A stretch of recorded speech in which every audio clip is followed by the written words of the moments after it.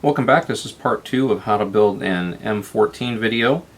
In the first part we looked at receiver inspection and parts fit and compatibility, and this is going to be the actual barreling and chambering of the rifle. So we're going to start off with our essential needs. Now some of these are optional, so let's start with an angle finder. This is going to be your coarse angle finder. You're not going to actually use this to finish the timing job, but you're definitely going to use this to creep up on it. Obviously you got your receiver. You're going to have your levels of choice. You can use either a precision bubble level or a digital level that you can get at Home Depot or Sears.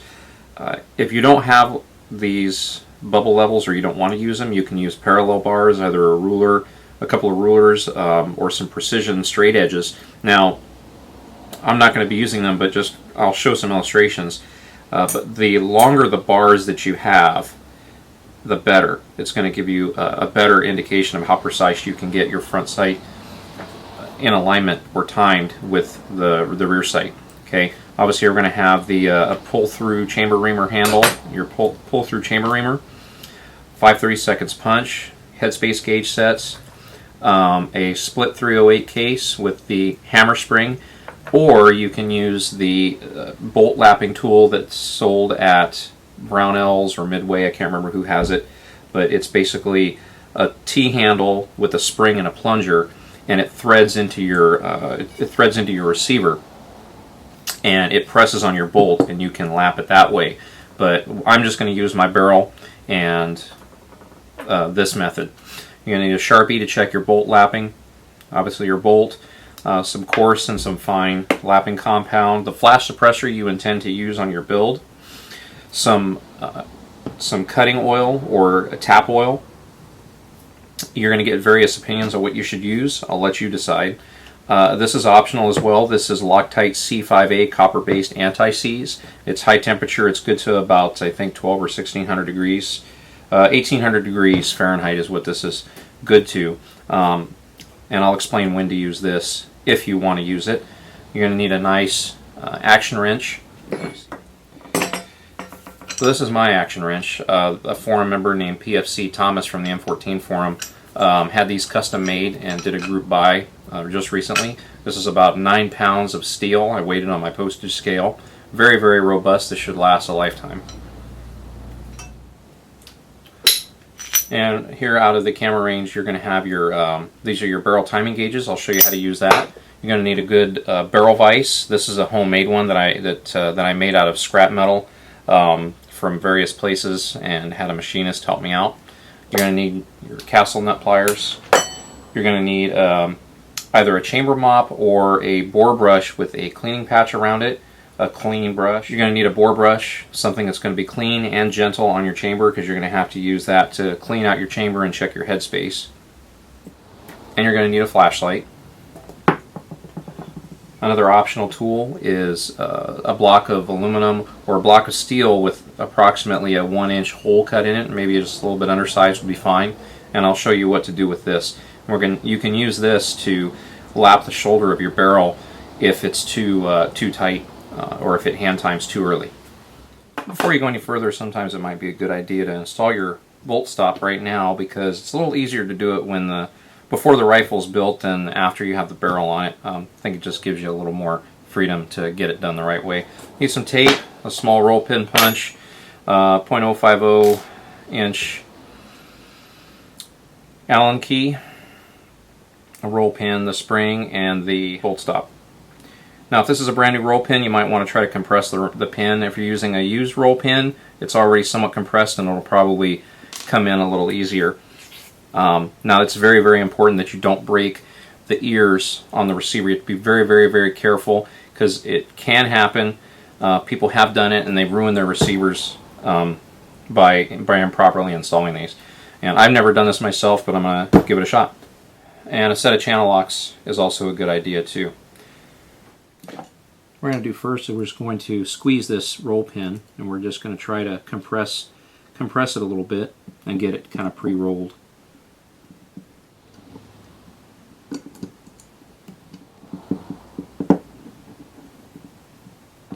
don't know if you can actually see it, but I have closed the roll pin a bit. Okay, so you want to tape up the receiver just to prevent it from getting scratched when you install this thing. Alright, so the first thing I'm going to do is I'm going to drop a little bit of oil. We're going to pre-oil the spring here. So got some in the hole there. Probably a little excessive, but that's alright. What I'm going to do this time is I'm actually going to grease up the inside of the bolt stop.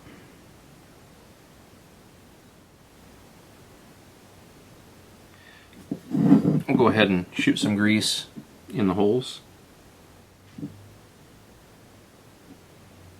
Alright, so we're nice and greased up there. Put some on the pin. Now if you notice, I left one end a little wide and the other one narrow. So the narrow side we're going to go in first, and we're going to let the wide one kind of keep everything in place. And sometimes it might be a good idea to trial fit your roll pin.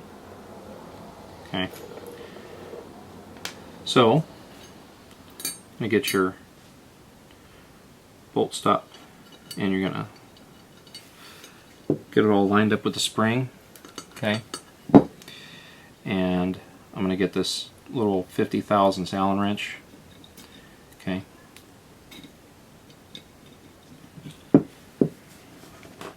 All right. So now we got the bolt stop being held in by the 50 thousandths Allen wrench, and now we'll go ahead and start the pin. Okay, so again, we've got your roll pin here. Just going to put a little more grease on it, get it rubbed in there real good. This way it'll slide in a little bit smoother. Again, I got my wide end over here and my narrow end over here.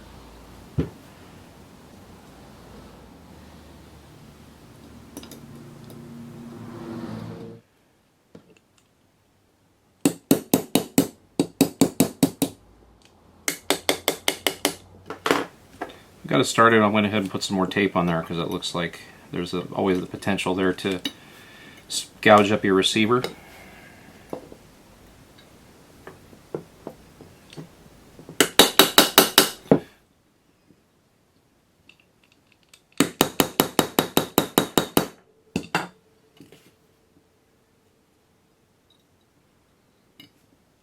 So as you can see, we got the pin almost all the way through, and we're just going to keep going slowly and carefully, and just try not to break the ears on the side of the receiver. As you can see, I've gone slow. I'm just about have that pin in. I will admit this is very nerve-wracking for me because this is where people do break the ears off of their receiver. I've never done this before, so let's hope I don't break it. Got just a little bit left. Okay, so we went slow and we managed to get the roll pin in without breaking anything, and you want to try to get it recessed there. Now be careful because there is a relief hole, but it doesn't go all the way through, so if the pin bottoms out on that and you keep trying to go, you're going to break something. Alright. I guess what we're going to do now is going to mount your barrel and your barrel vise. Now these are aluminum blocks and this is steel, so you don't really want the aluminum on steel, so I'm just going to grab a piece of paper, we're going to wrap it around there, and we're going to use that as a shim. I'm going to place this down here, we're going to clamp the barrel with the feed ramps in the 6 o'clock position, okay? And then after this we're going to screw the receiver on and we're going to lap the bolt. Okay, so you're just going to thread your receiver on here.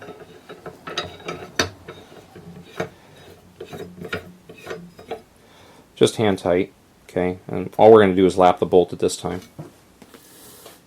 We're going to slip in your split 308 case. Now don't just use a bare spring, because if you use a bare spring it's going to scratch up your chamber in there, which is really important. It's really important that you use a split 308 case to protect your chamber from being scratched. Okay, so our contact right now, our high spot is right here just on the outside of the left bolt lug. So I'm only going to put lapping compound on the outside, and I'm just going to lap it for a little bit. This is 280 grit. You can use coarser if you feel the need to. So I'm not even going to bother with the right bolt lug just yet. I just want to get that left one just a little bit. So I'm only going to put it just on the very edge of the left bolt lug.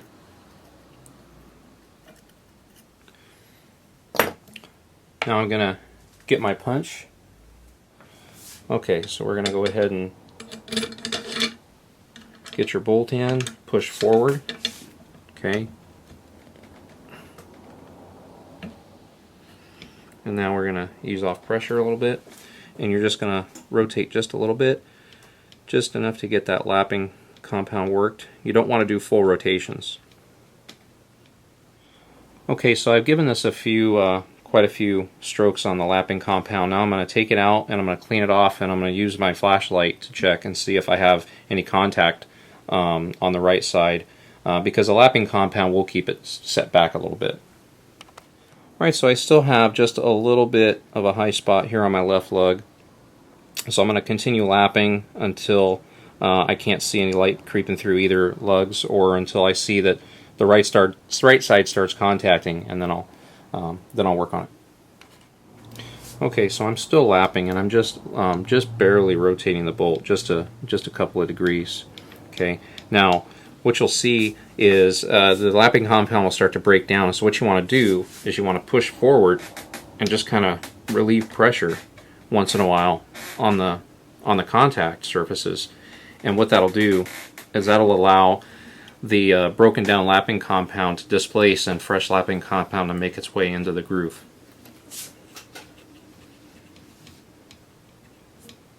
Okay, I think I have enough on the left bolt lug to start checking contact on both sides. So what I'm just going to do real quick is going to mark up my bolt lugs. Okay, mark those up.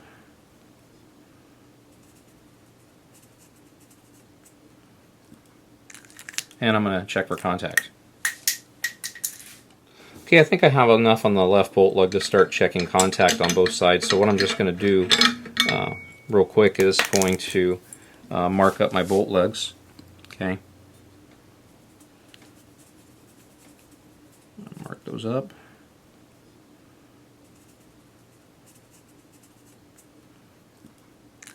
And I'm going to check for contact.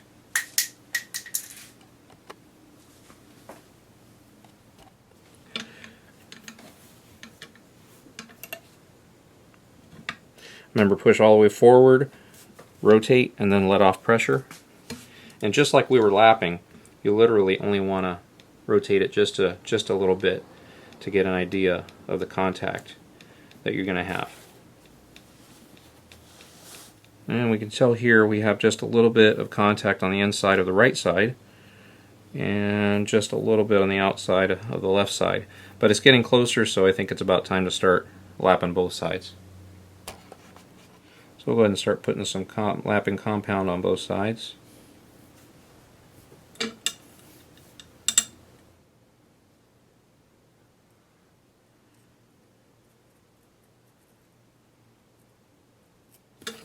Same deal as before.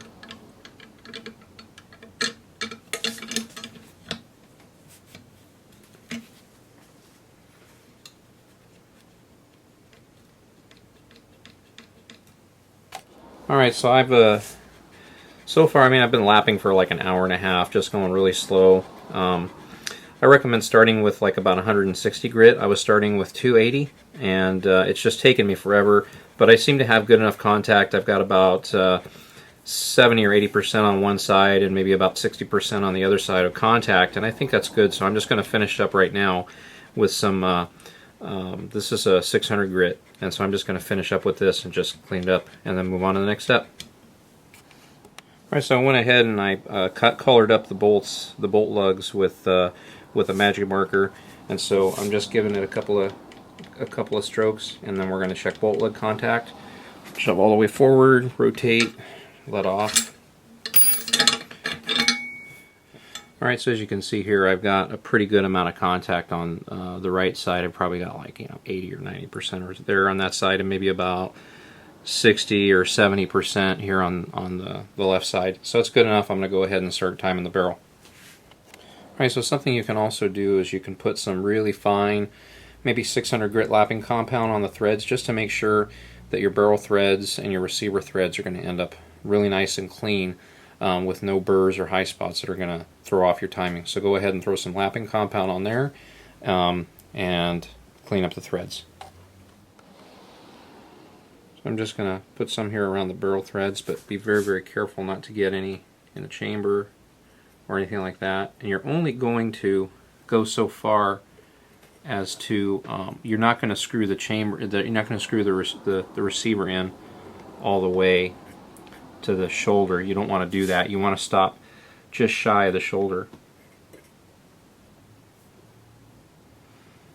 And this is an optional step, and some people may say that I'm crazy and stupid for doing this, but as long as you're not taking off too much, you're not using too coarse of a grit, you just don't want to be overly aggressive with it. But this can really help smooth things up.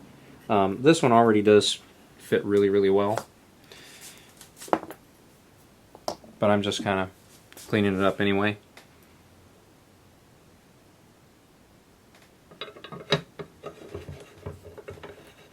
Okay, now when I thread it in, what I'm going to do is I'm going to pull on the receiver, and I'm going to put stress on the basically the load-bearing surfaces of the threads, and then I'm going to stop just shy.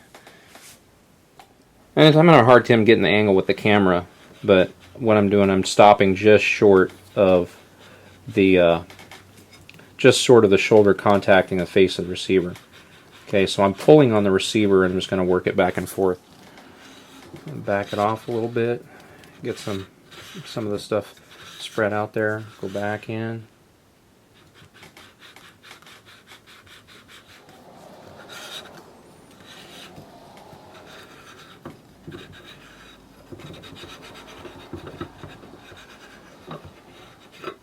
And now you're going to clean off your receiver threads and your barrel threads and make sure all lapping compound is taken off.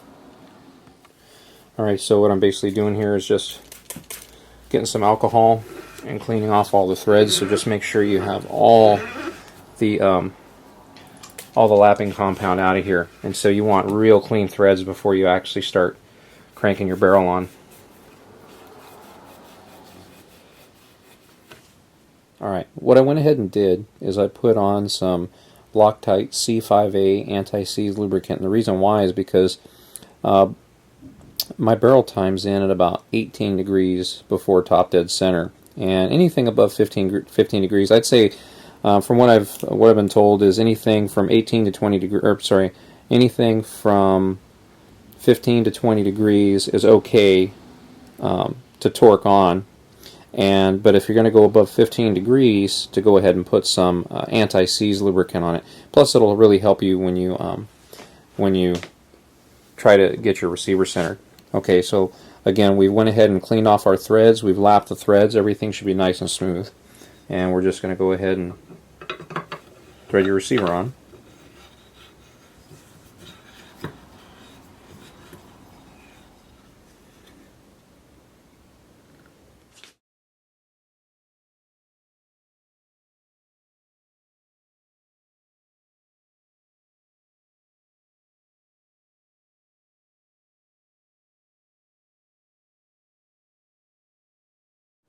Okay, so now it's time to put the flash suppressor on the barrel, the one that you're going to use on the rifle. Now, again, we want to make sure that the surface that's inside there is nice and clean. Okay. Okay, you also want to make sure that your crown is nice and clean and not damaged at all. So you want a nice clean flat surface on a clean flat surface. Okay, now this is a really, really tight fit, so I'm going to go ahead and put some anti-seize on the threads. Okay. So that we can get this off, because eventually we're going to have to take this thing off anyway. And since it's a brand new barrel and it's a very good condition flash suppressor, the fit is really, really tight on this. Go ahead and put your flash suppressor on.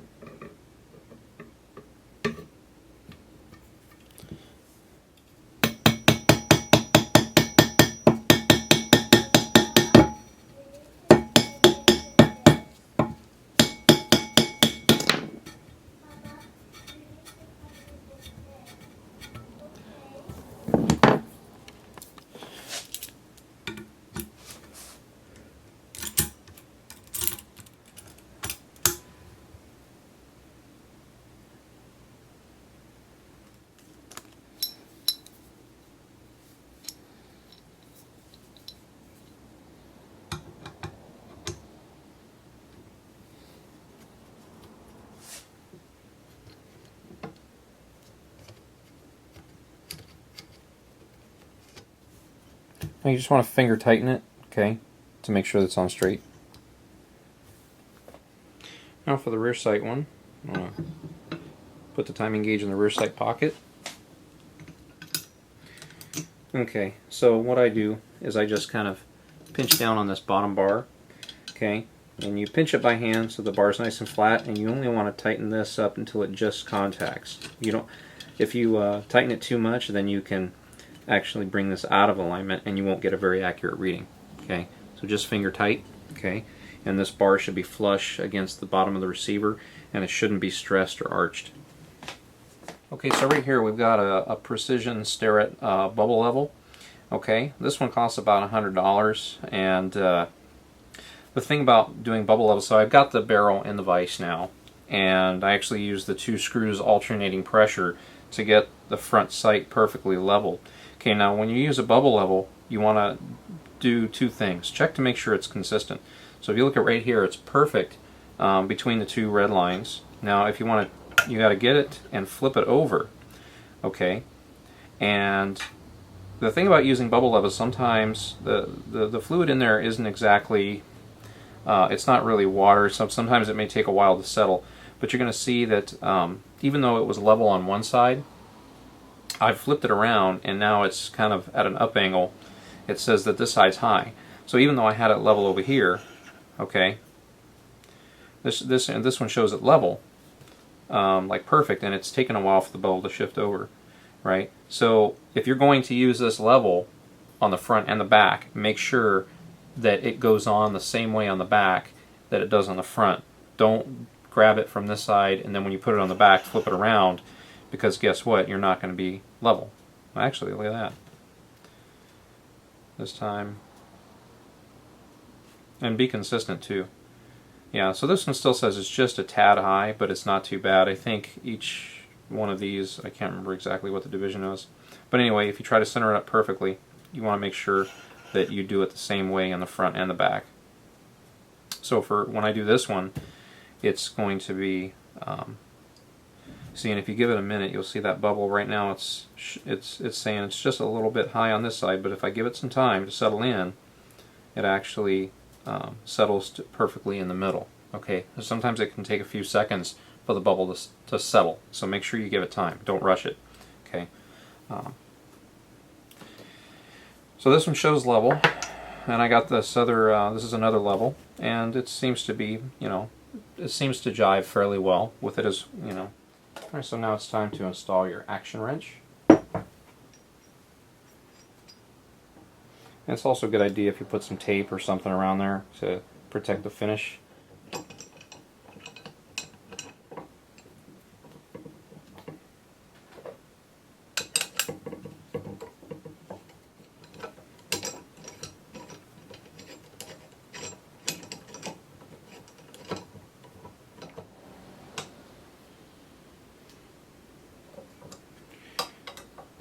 Alright, now there's really no reason to wrench down on your receiver too hard. Okay, so it's got a good clamping force down here. Make sure your vise is tight, or is real good and tight. However, you don't want it so tight that you crush your barrel and you deform your barrel on the inside. So you got to be careful about that. And now it's time to go ahead and get this done. Now I've got my angle finder on here, and my angle finder shows me at about 16.5 degrees after lapping the bolt threads, I'm sorry, the barrel threads, and putting the C5A on there. So we'll go ahead and apply torque gently. Now always keep an eye on your front sight. Keep it on your front sight to make sure that that the barrel isn't turning. So I'd rather have the vise a little bit too loose and the barrel turn on you than have it too tight and you crush your barrel. Okay, so just go slow, pay attention to your front sight.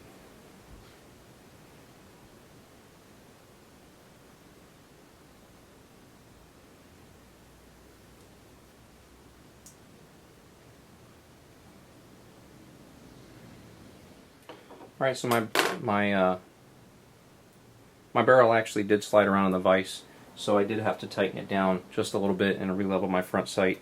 So right now I'm sitting at about 8 degrees, so I'm just going to go slow. I'm just going to go slow and keep an eye on my angle finder and on my front sight.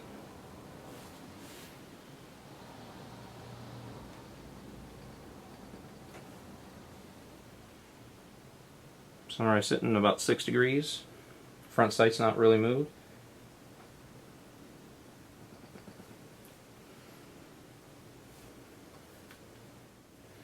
And the vise is still holding.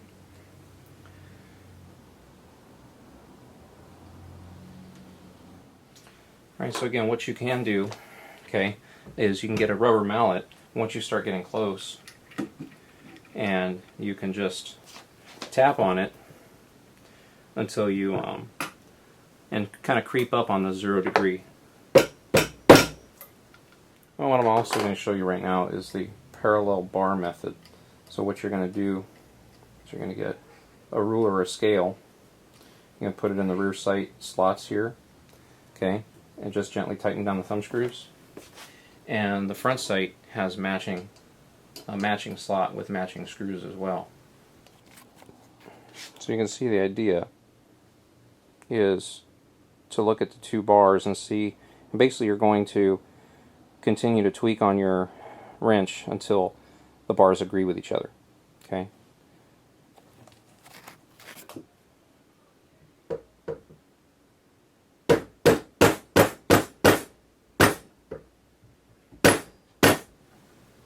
Well, here I'm down to my last degree, and this is where it gets really hard. Okay, so you see here on the rear sight, I've got it down to center on the bubble level on the receiver, and this is after a lot of sweat and bullets. And you can see on the front, I'm down to just a fraction of a hash mark. So I'm probably down to within a couple of tenths of a degree. And that's good. And now you can go ahead and take your gauges and your action wrench off.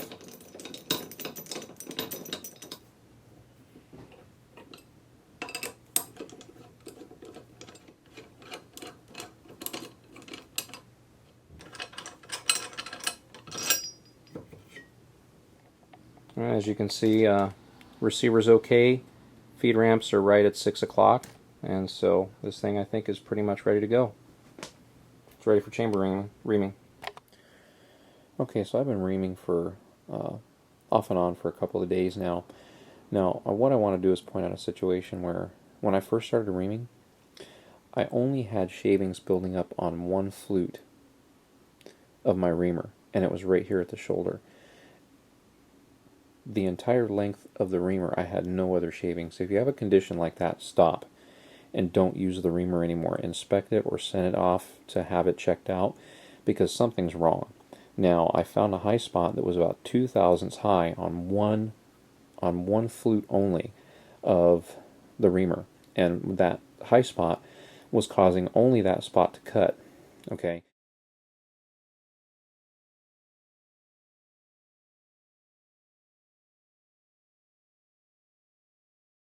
Now, I stoned it off on my own, and I had a friend of mine spec it out, and it ended up being 2 thousandths higher than the rest of the flutes. Okay, so once I stoned that one cutting edge to be at the same level as the rest of them, now you can see that I'm getting cutting on different areas of the reamer, and this is what you want. It's cutting your chamber, okay, properly. So I stopped at 1.6305, and now I'm at 1.631, and I'm going to keep going until I get 1.632 or maybe 1.633, okay? Carefully put your rod into the bore and gently slide it in.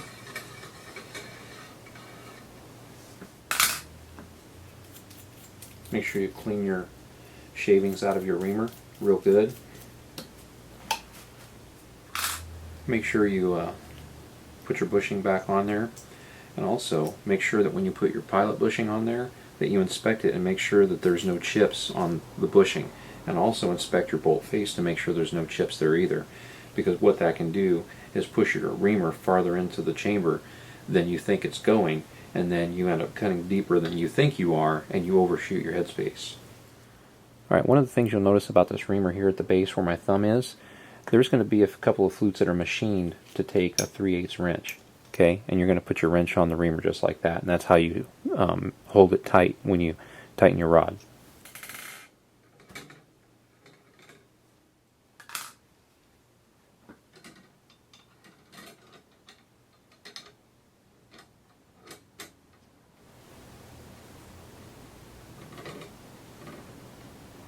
Okay, make sure it's tight. Check your bolt face. Now apply your cutting fluid on the flutes, on each flute.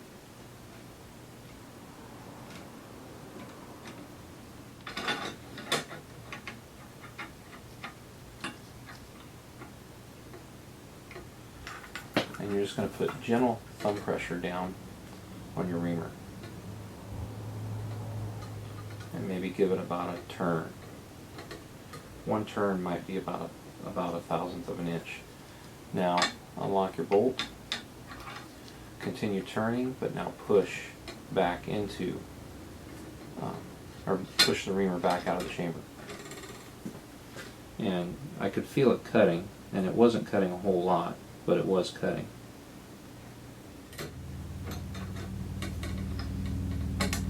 Now loosen your reamer.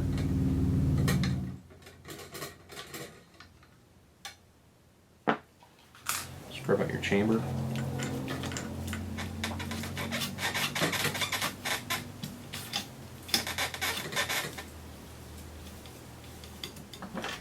And chase it with a chambermaid. You really should have a clean one.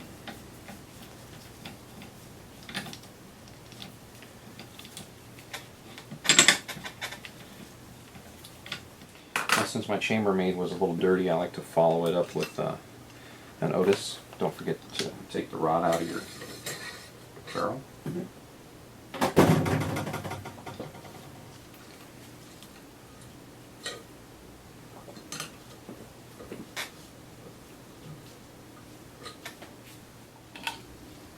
I get an inspection mirror and I put it right here right in front of the barrel. I just get a flashlight and I get a good peek in there just to make sure there's no shavings or nothing obviously looks wrong. Okay, so you notice your bolt here, the bolt face is really wet with cutting oil. So you want to make sure that your bolt face is dry and clean, because believe it or not, you can collect maybe a 1/1000th or 1/2,000th of fluid there. So if you try to check your headspace with a wet bolt face, it could give you a misreading as well. And again, just make sure everything is nice and clean. Okay, so we're going to grab our 1.632 gauge. We're going to, again, make sure your bolt face is dry, because if it's not, that could give you a false reading. And grab our 1.632 gauge, okay, and we're going to plop it in the chamber after we've inspected it. Drop in your bolt. You'll notice, look at the very bottom of the bolt there, and you'll notice that it doesn't quite close all the way, and if I push it, it snaps up. Okay, that means it's not quite 1.632 yet, so we still have just a little bit more to go.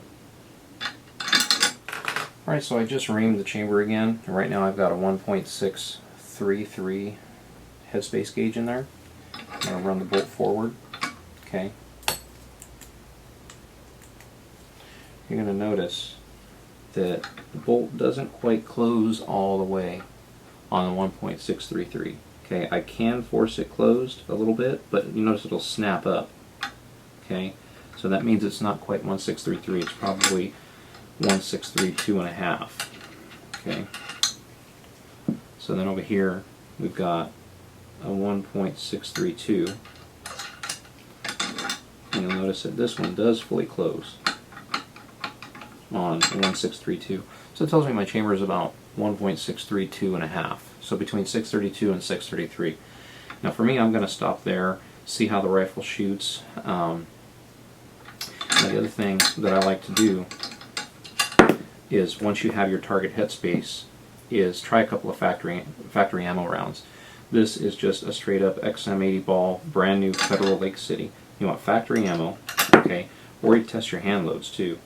Just pop it in there, and just like a headspace gauge, okay, notice it closes all the way, okay, with no force, okay. So we're good to go on that ammo. And then I've got here some Federal Gold Medal Match 168 grain. I'm going to pop that in and do the same thing. And notice that it closes all the way. Okay, so you're good on that check. Okay, and now you know that your chamber isn't so tight that you're going to have feeding problems with factory ammo. Okay. Okay, so here's an example of what I'm talking about. What I've done is I've got another batch of hand loads that I loaded that work well on all my other guns. Okay. But you'll notice in this one, it's actually quite snug.